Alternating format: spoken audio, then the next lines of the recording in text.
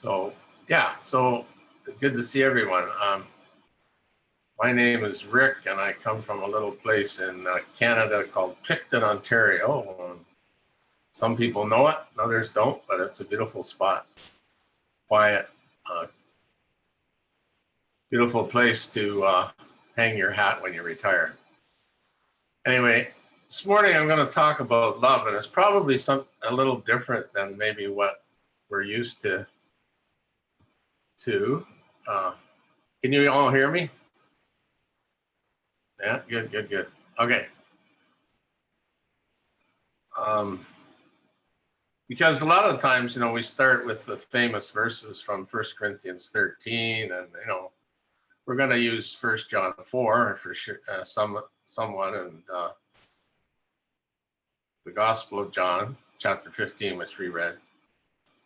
But sometimes, when we think about God and his love, we don't particularly see that in the Old Testament unless you really look hard. I mean, you see God's, obviously, his care for his people, but you also see things like some of the things that God told his people to do when they were coming into the land to destroy everyone, from babies, women, men, and destroy all their possessions. And some people have a hard time kind of reconciling that type of action that God had them, do. And it took its toll on the people. I mean, they got tired of, killing people.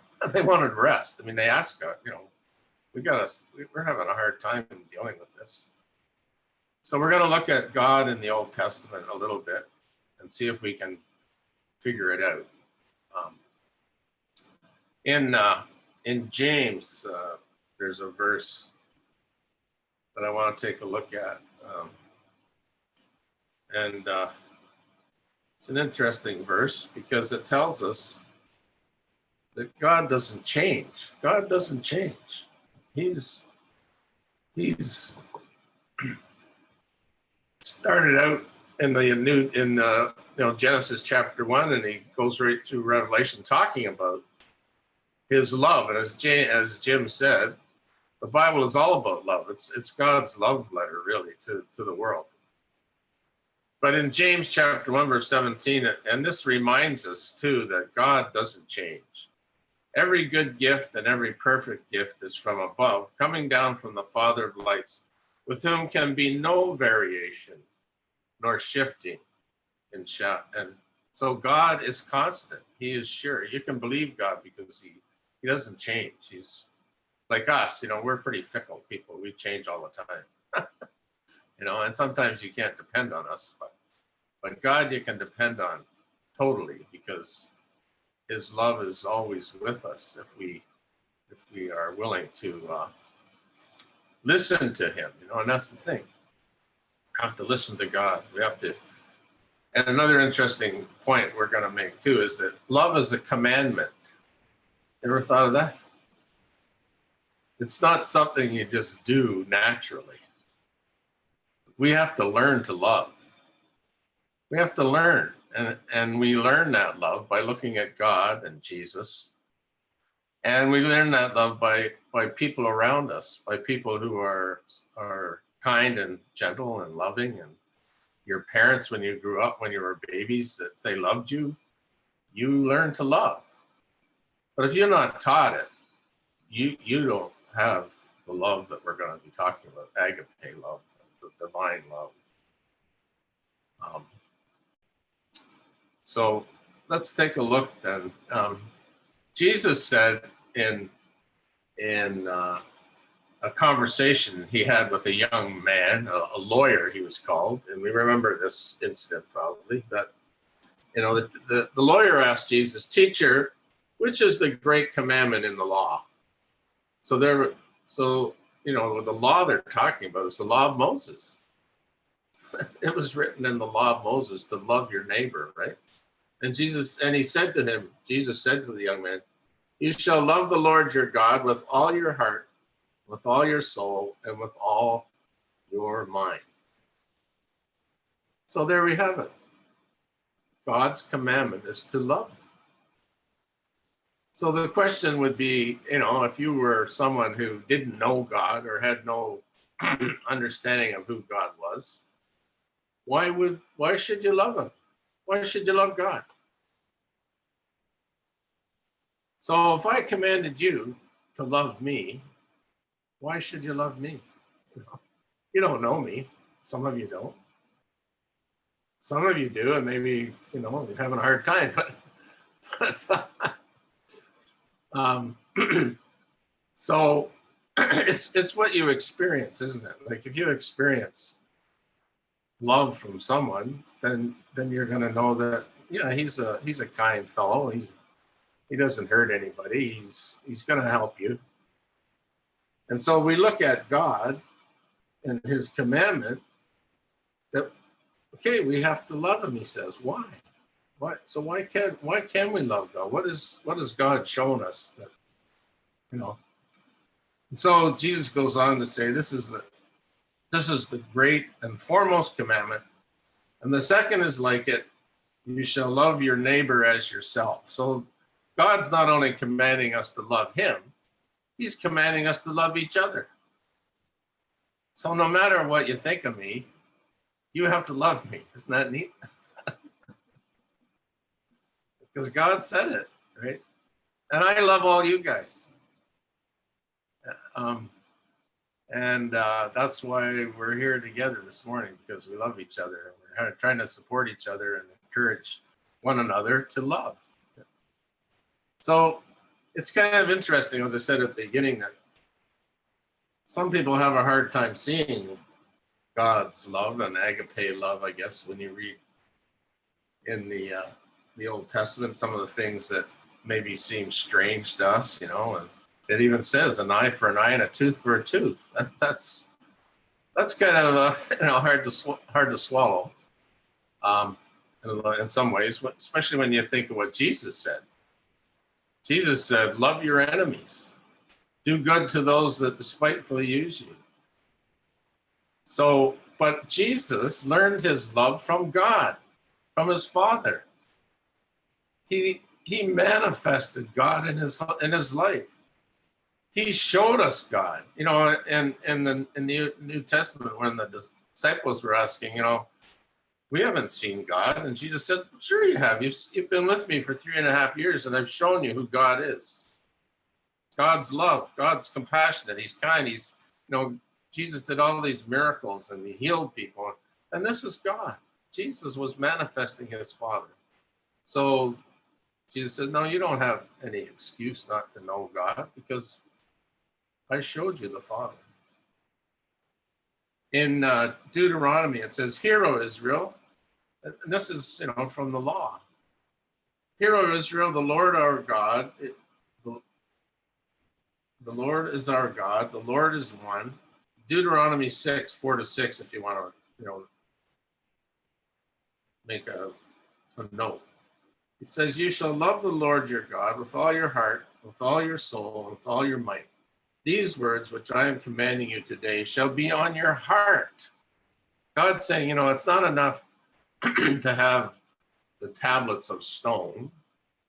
You've got to have these in your heart, like right in the flesh, of your heart.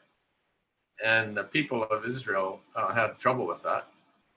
And we'll take a look at that. And in the Old Testament too, there's some really good examples of God's love that we want to take a look at.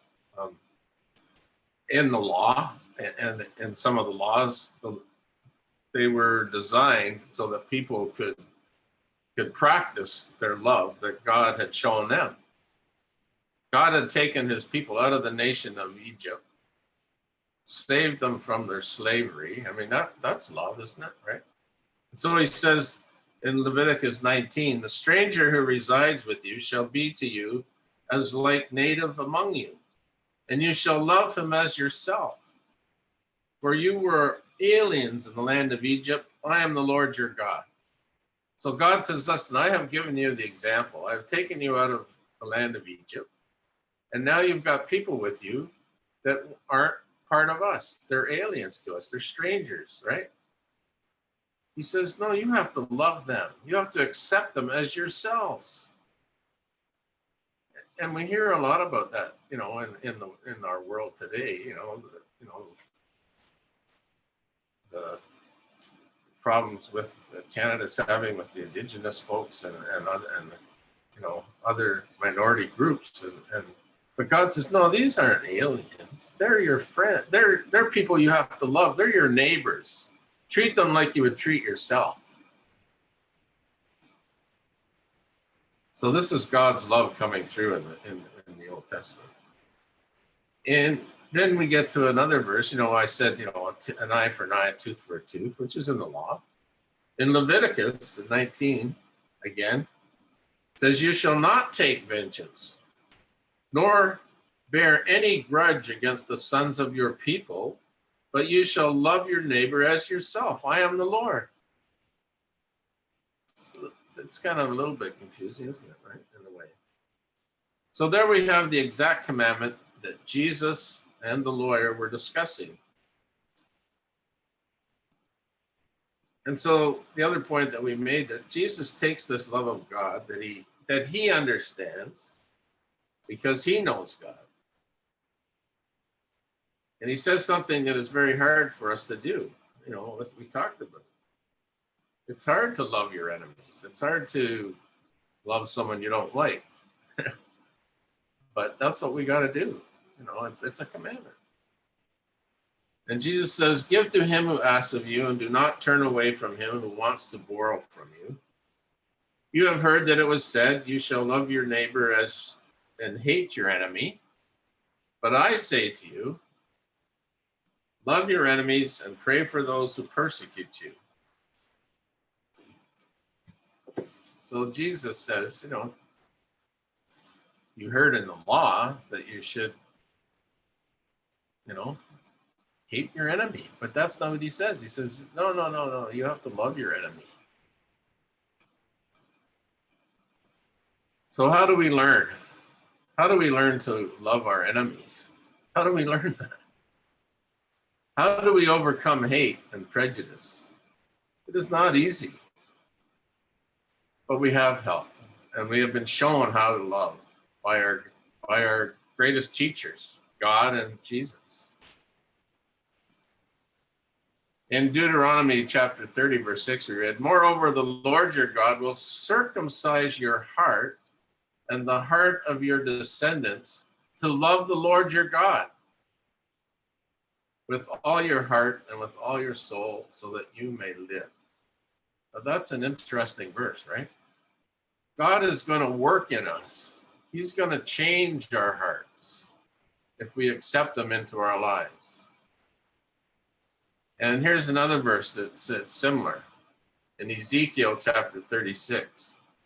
Moreover, I will give you a new heart and put a new spirit within you.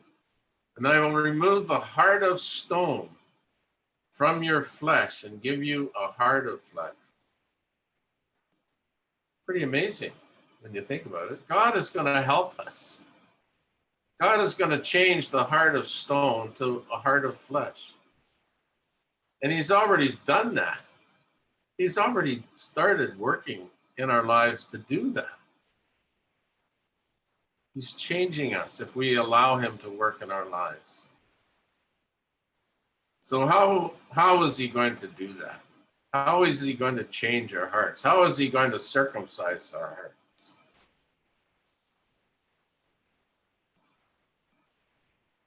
By continuing to show his love.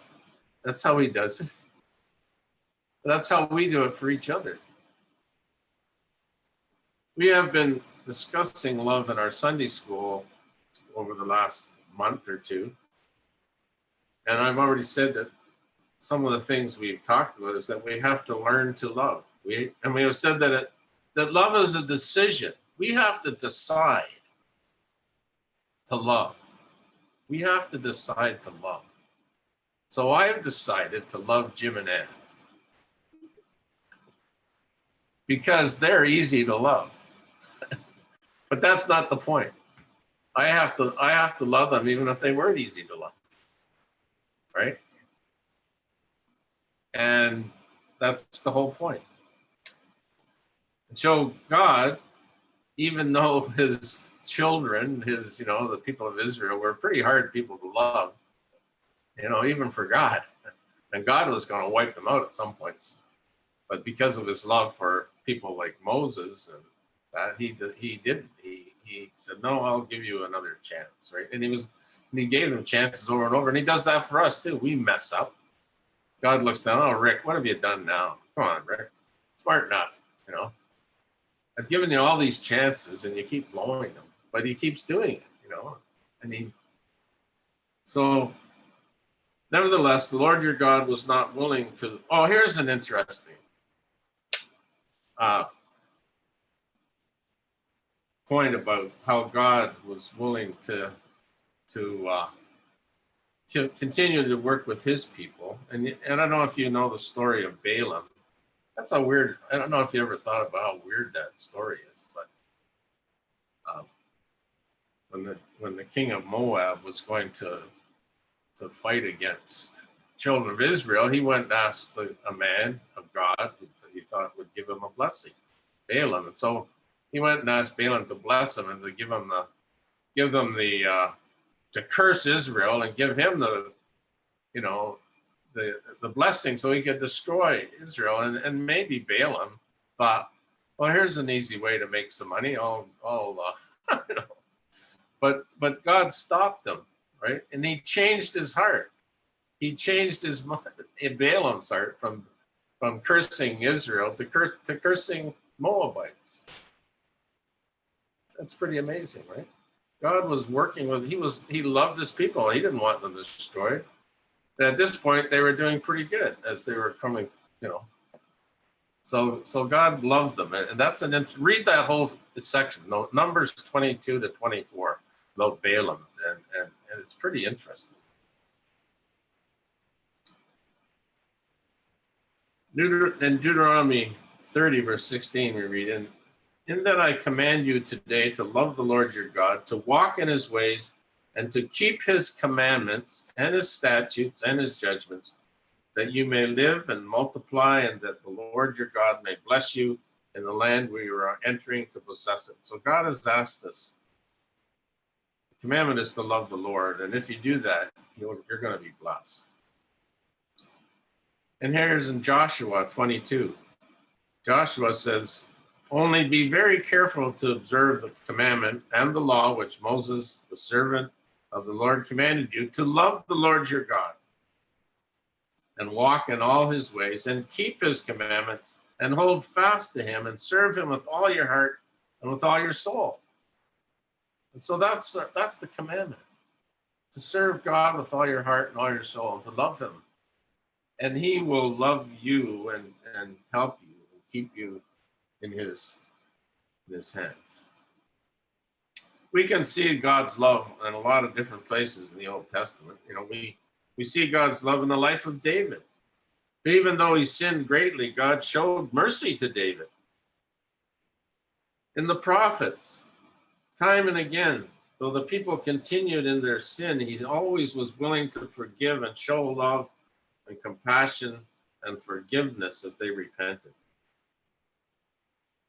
In Malachi, we read these words, for behold, the day is coming, burning like a furnace, and all the arrogant and every evildoer will be chaff, and the day that is coming will set them ablaze, says the Lord of hosts, so that it will leave them neither root nor branch. But for you who fear my name, the Son of Righteousness will rise with healing in his wings, and you will go forth and skip about like calves from the stall. I can hardly wait for that. Skip around like a young guy. You will tread down the wicked, for they will be ashes under the soles of your feet on the day which I am preparing, says the Lord of hosts. Remember the law of Moses, my servant, even the statutes and ordinance which I commanded him in Horeb for all Israel. Behold, I am going to send you Elijah the prophet before the coming of the great and terrible day of the Lord. So remember, he said he was going to change their hearts. He was going to cause them to change. And how was he going to do that? He was going to send them Elijah the prophet before the coming of the great and terrible day of the Lord. He will restore the hearts of the fathers to their children, and the hearts of the children to their fathers, so that I will not come and smite the land with a curse. Here was God again. He was going to try again to change their hearts because he loved them. In his great love, God tried to change their hearts by sending an Elijah to help change them. He sent him in the form of John the Baptist in the New Testament. What happened? It failed. Then he sent his son, the greatest show of love the world has ever seen. Should not this change our hearts? From a heart of stone to a heart of flesh, a heart that can love like God and Jesus have loved, a heart that can forgive and have compassion, a heart that can love our neighbors as ourselves, a heart that can love our spouse as much as we love our own bodies. What we're going to do this morning to remember Jesus and his sacrifice, remember his love, remember what he's done for us. And this should change us. And God has given us this chance by sending his son into our lives so that we could change and love like they love. We read in our readings today, God is love, and we've seen that throughout the scriptures. God is love. And he's tried so hard to change us. Beloved, let us love one another, for love is from God. And everyone who loves is born of God and knows God. The one who does not love does not know God, for God is love. By this, the love of God was manifested in us, that God has sent his only begotten Son into the world so that we might live through him. And we know that the Jews rejected even his Son. And this is love. Not that we loved God, but that he loved us. Sorry. Remember I said we have to learn love? We didn't love God as soon as we popped out of our mother's womb. But God loved us. In fact, it even says he foreknew us even before we were born, and that he was bringing us to him. And this is love, not that we love God, but he loved us and sent his Son to be the propitiation for our sins. Beloved, if God so loved us, and this is the whole point, if God so loved us, we also ought to love one another. God is love. So God and Jesus are our examples to follow. Now, Jesus said, when he was talking to his disciples in the upper room, and we're going to look at the last few verses from the Gospel of John, chapter 15. And he says to them, "This is my commandment, that you love one another, just as I have loved you. Greater love has no one than this, that one lay down his life for his friends."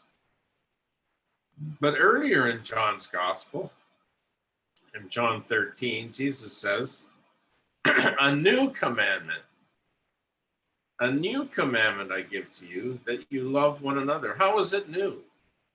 How is that commandment new?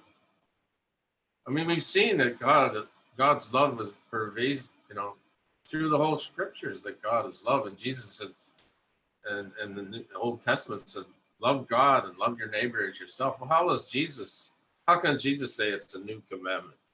That you love one another, even as I have loved you. That you also love one another. So what's new then? What's new is that Jesus' love for them and us and his Father was such and is such that he gave his life. He died for us. He died on a cross of shame. He lived a life that was totally sinless, and yet he died on the cross. This is new, isn't it? Jesus was willing to die for us while we were yet sinners. And so this is the type of love that Jesus is asking of us. To love each other regardless of our flaws, regardless of what we've done. As long as we repent and come to Jesus and God, we have to do and love like Jesus loved. You are my friends if you do what I command you. No longer do I call you slaves, for the slave does not know what his master is doing.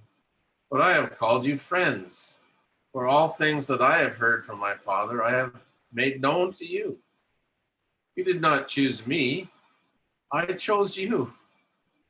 God has chosen each one of us. Jesus has chosen us and appointed you that you would go and bear fruit, and that your fruit would remain, so that whatever you ask of the Father in my name, he may give to you.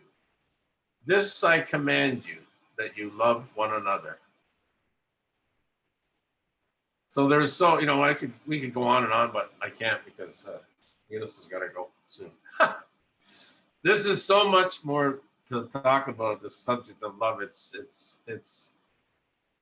inexhaustible, I guess is the word. We need to love.